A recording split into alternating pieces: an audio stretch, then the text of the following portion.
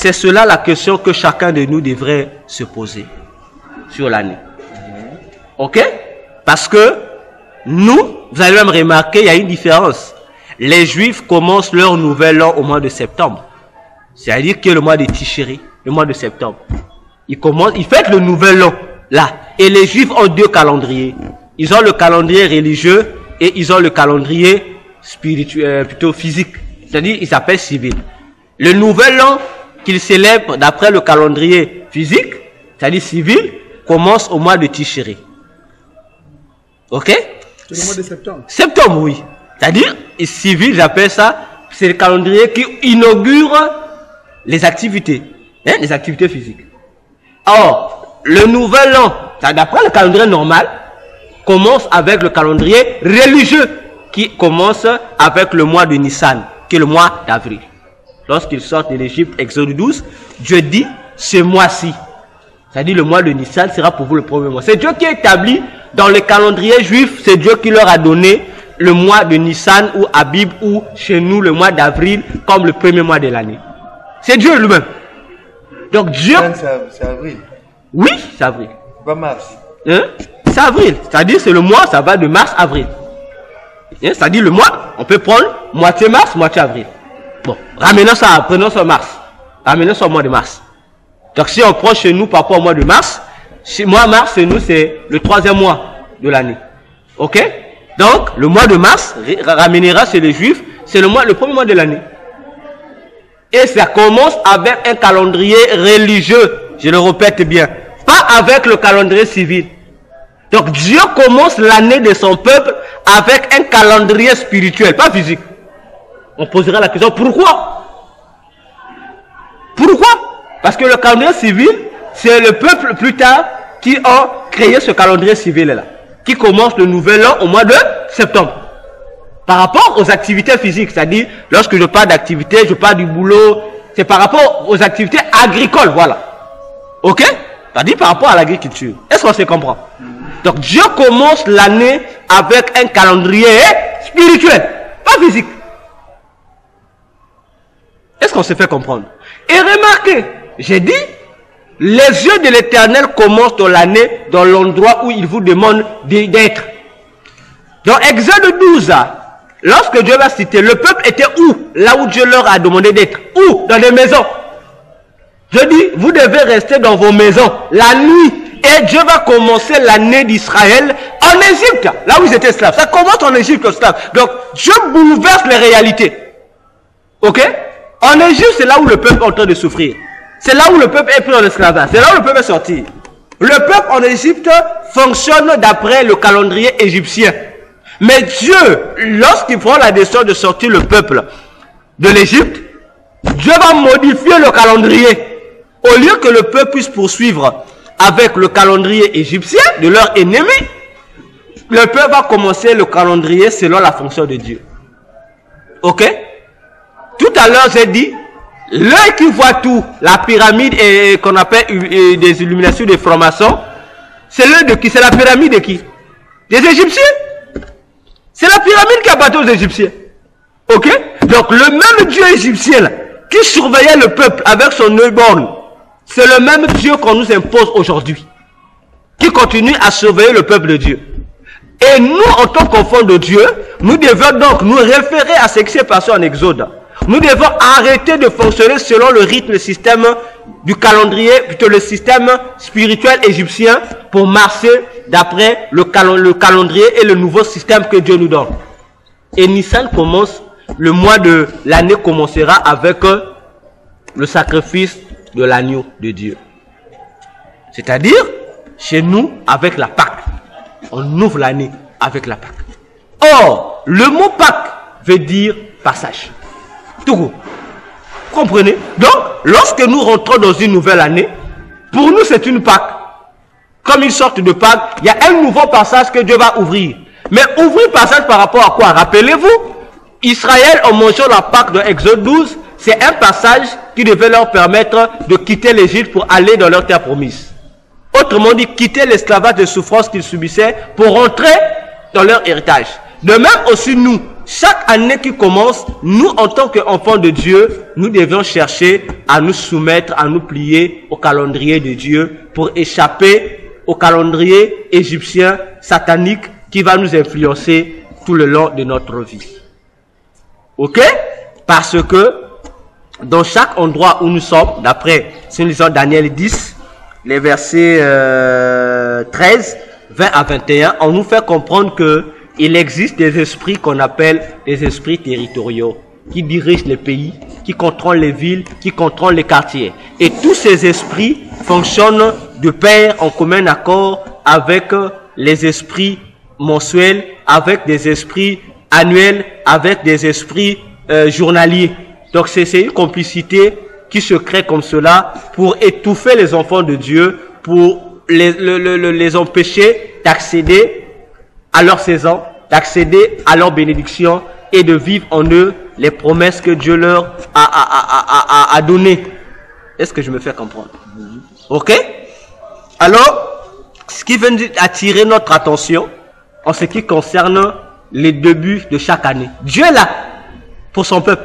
Satan aussi est là pour son peuple. Puisque dans le monde, nous n'avons que deux peuples. Il n'y a pas trois. Il y a le peuple de Dieu et le peuple de Satan. À toi de voir. Si tu veux marcher selon le calendrier de Dieu, tu es obligé de te soumettre à la parole de Dieu, à pratiquer ce que Dieu te donne comme ordonnance. Et c'est la pratique de ces ordonnances qui vont te conduire, vont t'amener à être dans l'endroit où ta saison viendra te rencontrer, où Dieu te bénira.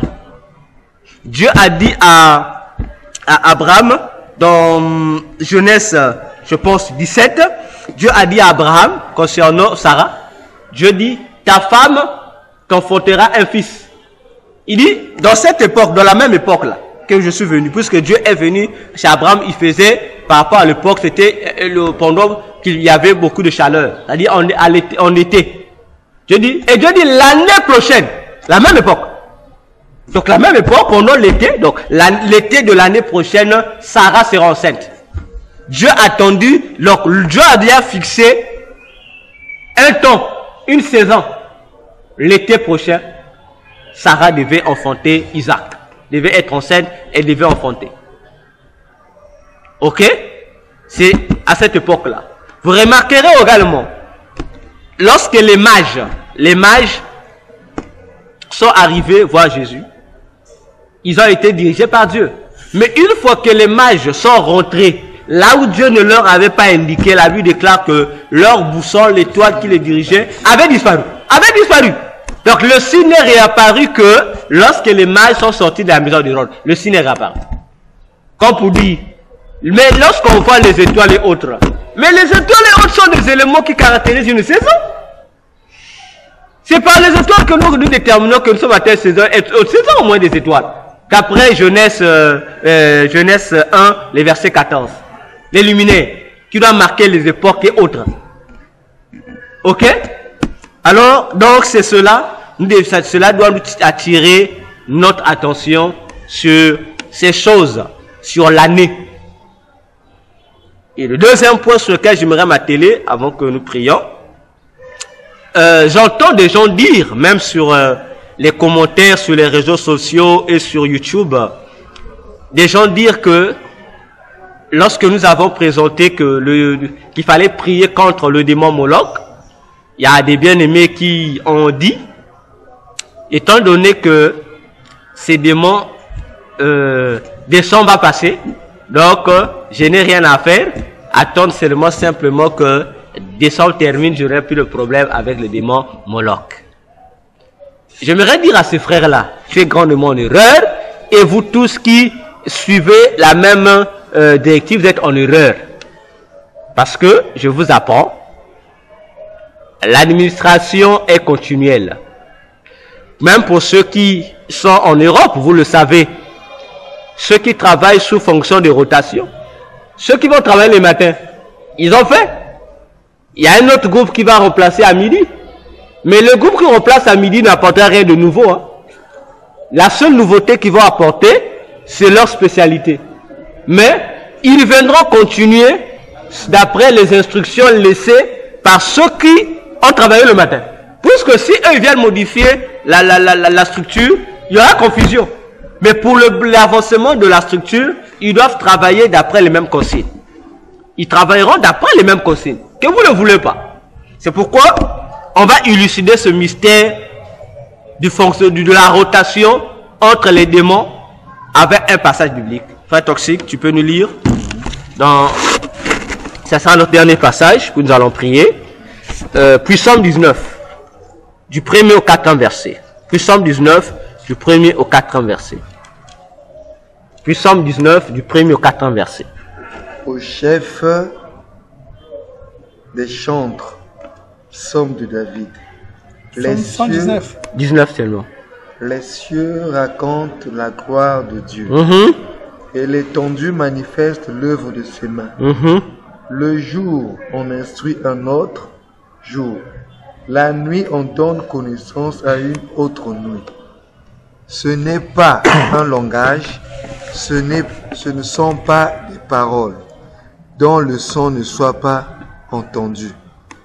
Leur retentissement parcourt toute la terre, leurs accents vont aux extrémités du monde, où il a dressé une tente pour le soleil. C'est bon. Amen. Amen. Je pense que vous pouvez relire ce passage chez vous. Puis Psaume 19, du 1er au 4e verset, pour comprendre le mystère de la mutation entre les jours, ou entre les mois, ou entre les saisons, ou entre les heures. On dit ici qu'un jour qui s'apprête à s'achever ne s'achève pas comme cela. Ce jour qui s'apprête à se terminer donne des instructions au jour qui arrive. Ah, là ça devient grave. Et on dit, ce n'est pas un langage caché des humains. On dit, ce qu'ils font là, leur langage, se font entendre de partout.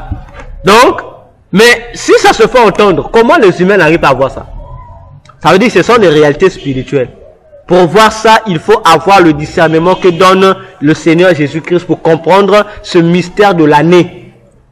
Parce que si vous ne comprenez pas ça, toi tu poses la question, mais hier nous étions le 24. Aujourd'hui on est le 25. Ah, c'est une journée. Mais on te fait comprendre que la nuit a donné les instructions à la nuit. La nuit qui s'achève a donné l'instruction à la nuit qui débute. Donc il y a cette mutation là. Ce n'est pas que le jour part, mais il y a des esprits qui se parlent là. Donc toi qui penses que décembre tu ne vas pas prier, tu vas te laisser comme ceci. Sache que le démon Moloch ne va pas quitter ce mois ainsi. Lorsque nous allons arriver au mois de janvier, donc dans la nuit du 31, avant minuit, il y aura on appelle ça, une transition entre le démon de décembre qui est Moloch et le démon de janvier qui est Janus. Et nous vous informons encore que avant, d'ici le 31 ou le 30, par la grâce de Dieu, nous allons vous dire quelle sera la mission du démon de janvier dans cette nouvelle année. Donc, quoique le démon Janus, le démon de janvier, viendra avec ses instructions pour ce mois de janvier, il va aussi poursuivre la mission laissée par le démon Moloch, pour te dire que tu n'échapperas pas. Et le démon de janvier aussi, lorsqu'il veut quitter, il va prendre ses instructions, il va également les communiquer au démon de février, etc., etc. Donc c'est toute une chaîne. Donc, frères, sœurs, vous qui n'aimez pas la prière, sachez que vous êtes mal barrés. Vous les chrétiens aussi, qui ne priez que par circonstance, Merci. vous êtes mal barrés. Merci. Parce que le diable ne va pas vous laisser le temps. Donc, pour aujourd'hui, pour cette seconde partie sur les mystères de l'année, nous arrêtons ici. Nous allons nous retrouver dans la prochaine séance pour poursuivre sur ces mystères afin que le peuple de Dieu soit instruit. Avant que nous prions, est-ce que, les bien-aimés, vous avez des questions à poser pour que nous passions à notre moment de prière? Parce que nous n'allons pas beaucoup prier. On sera court. La question, Mhm. en dehors de son activité Moloch, Mhm. est-il le démon du mois de décembre où lui, il intervient juste pour son activité et que ce moi est encore soumis à un autre démon. Il est le démon à qui Satan a donné la responsabilité du mois de décembre. C'est lui le patron de décembre. Parce que c'est toute une organisation. Donc, lorsque Satan donne à un démon de gérer un mois, comprenez que c'est comme il fait de ce démon un roi. Donc, le démon qui est roi du mois vient avec tout son gouvernement également. Il ne vient pas seul comme il est le roi et il a tout un gouvernement avec lui qui met en place pour gérer le mois le mois qui lui a été confié. Donc, de la même manière qu'un gouvernement gère l'année, lui vient gérer son mois. Il a des milliers de démons avec lui qui vont travailler avec lui pour mener à bien sa feuille de route concernant le mois de décembre. Voilà, pour répondre à ta question. Jean-Delic, il y a une question? Oui. Laquelle? Sur les dieux de l'année là. Parle un peu fort s'il te plaît. Sur les dieux de l'année. Oui. On peut connaître dans la Bible vas-y. Ce dieu de l'année là. Tu veux connaître le dieu de l'année? On va lire un passage dans la Bible. On va lire un passage dans la Bible. On va prendre Éphésiens. On va prendre Éphésiens.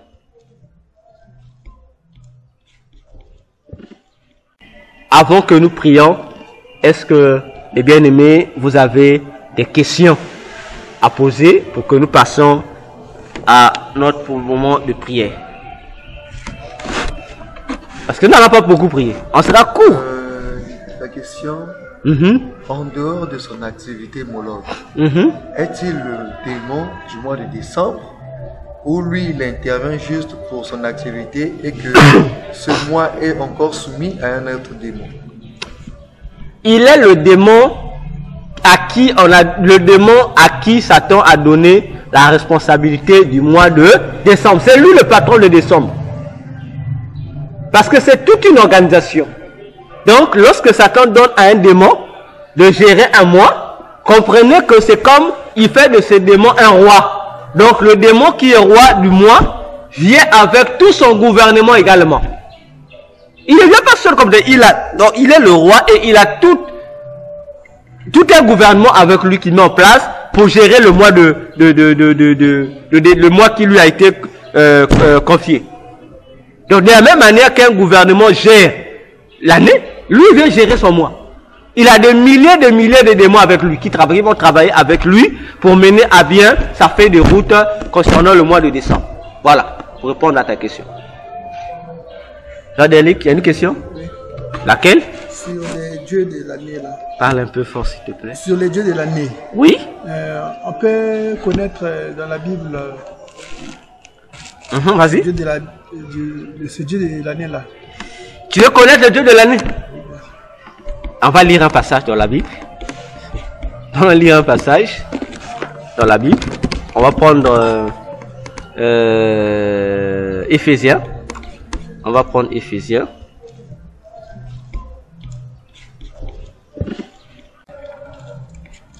Pas Éphésiens. Éphésiens, ça va nous amener à... On va revenir sur Éphésiens. Bon, d'accord. Commençons par Éphésiens, si vous voulez. Commençons par Éphésiens. Commençons par Éphésiens et puis nous allons descendre. Prenons le frère Derlic. Tu peux lire Éphésiens 1. Éphésiens 1, verset 2. Éphésiens 1, 1 à 2. Et non, plutôt, qu'est-ce que je dis? Éphésiens 2, 1 à 2. Éphésiens 1, non, 2, 1 à 2.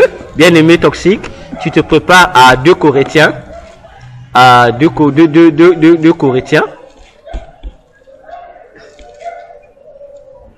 Vous allez retrouver Éphésiens. Éphésiens chapitre 2, versets 1 à 2. La toxique, tu prends 2 Corinthiens 4. Ok? 2 Corinthiens 4, verset 3. Verset 3 à 4. 2 Corinthiens 4, verset 3 à 4. Éphésiens, c'est bon, frère Derlic? Éphésiens. Éphésiens chapitre 2, les versets 1 à 2.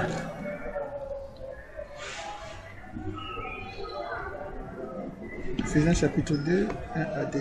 Oui. Vous étiez morts par vos offenses et par vos péchés, dans lesquels vous marchez autrefois selon les traits de ce monde, selon les princes de la puissance de l'air, de l'esprit qui agit maintenant dans les fils de la rébellion. Ok. C'est tout. Tu as compris la lecture? Je vais relire pour une meilleure compréhension. Éphésiens 2, 1 à 2. Vous étiez morts par vos offenses et par vos péchés, dans lesquels vous marchiez autrefois, selon le train de Ce monde. On parle du train de ce monde. Ok? Nous savons tout ce que veut dire un train. Donc on nous fait comprendre que le monde entier, nous sommes en train de marcher dans un train. Il y a un train qui nous conduit. On dit, mais le train là est conduit selon qui? On dit, selon le prince de la puissance de l'air. On dit, de l'esprit qui agit maintenant dans les fils de la rébellion. Hein? On dit, selon le prince de la puissance de l'air. Le prince de la puissance de l'air. Et on dit, de l'esprit qui agit maintenant dans les fils de la rébellion. Ok? Un train commence par un départ et s'achève vers une destination. Mais le train est conduit selon la volonté, on dit, du prince de la puissance de l'air. Ce qu'on appelle les mystères de l'air, qui est autrement appelé l'armée de Satan. Ok? Et on dit, c'est l'esprit qui agit maintenant dans les fils de la rébellion. Mais nous savons que le prince de la puissance de l'air, c'est qui? C'est Satan. Ok? Alors, comme tu as posé la question de savoir le démon de l'année, en tout cas, je disais juste pour vous dire que nous fonctionnons, non? On arrive, on reprend encore la course. Déjà, il y a un individu qui gère cette marche-là, le fonctionnement du monde, de l'année. On est parti, 2 Corinthiens, on est parti, 4, verset 3 au verset 4. Si notre évangile est encore volé, il est volé pour ceux qui périssent, pour les incrédules dont le Dieu de ce siècle a aveuglé l'intelligence, afin qu'ils ne visent pas briller la splendeur de l'évangile de la gloire de Christ, qui est l'image de Dieu. Frère Dali, tu as compris ta réponse? On dit, il y a un Dieu de ce siècle. Il y a un Dieu de ce siècle. Et quel est le rôle de ce Dieu de ce siècle? Aveugler l'intelligence des gens, pour que les gens ne voient pas briller la splendeur de l'évangile de la gloire. Même au début, je vous ai dit ici au début que lorsque tu lis la parole, on te fait apparaître devant Christ. Et nous avons lu Apocalypse, nous avons lu le Psaume 36, qui nous montre la splendeur de Christ, le Dieu sur son trône. Donc si tu remarques la splendeur de la parole de Dieu, ça va t'inviter à croire à Jésus. Maintenant, le Dieu de ce siècle, parce qu'un siècle c'est quoi? Peu importe la définition qu'on va donner à ce siècle, le mot siècle. On dit un siècle, c'est la durée de 100 ans. Un siècle peut aussi déterminer une génération. Mais on dit le Dieu du siècle présent. Or, nous sommes jusqu'à aujourd'hui au siècle présent. Et le siècle présent est influencé par des années. Donc, lorsqu'on va arriver bientôt en 2022, le 2022 aura son Dieu. Le même diable, le prince qui gère la puissance de l'air. Parce que pour parler du changement de l'année, on regarde l'air, les airs, n'est-ce pas? On regarde les airs. Dieu a dit, le fonctionnement des heures de l'année dépend de quoi? Du fonctionnement des éléments qu'il a placés dans les airs. D'après Genèse 1, verset 14. Les étoiles, les luminaires qui doivent diriger les temps. Les airs. Et Satan, lui ici, Satan gère les airs. Ça veut dire que tous ces éléments qui étaient censés nous conduire, montrer les époques et autres, sont également gérés par lui. Voyez? Sont également gérés par lui. Il gère toutes les années. Donc l'année qui commence à son Dieu, c'est Satan. Le fameux œil qui voit tout que nous voyons dans le symbole maçonnique ou occulte. Il gère, voilà pourquoi son œil est là pour contrôler chaque année. Il voit, il observe, il dicte ses lois. Voilà pourquoi Deutéronome 11:12 dit, les yeux de l'Éternel surveillent. Raison de plus, dans le Psaume 127, verset 1er, Salomon disait, si l'Éternel ne garde pas une nation, ou une maison, celui qui gardera en vain. En vain, pourquoi? Parce que tu vas te dire que c'est moi l'année là, je suis puissant. Sache que si les yeux de l'Éternel ne sont pas sur ton année et sur sa fin, sache que tu seras à la merci du Dieu de ce siècle, du Dieu de l'année qui va commencer. Voilà pour la réponse à la question. À moins qu'il y ait une autre question. Pour que nous puissions clore, s'il y a une autre question. Il n'y a plus de questions. Hein? Que Dieu soit béni pour ce moment que nous venons de passer. Nous allons prier et nous allons nous retrouver dans les séances prochaines. Vous qui avez des questions, vous pouvez les poser. Nos contacts sont là, ou vous pouvez faire un commentaire, liker cette vidéo, publier cette vidéo. Que Dieu vous bénisse. À bientôt.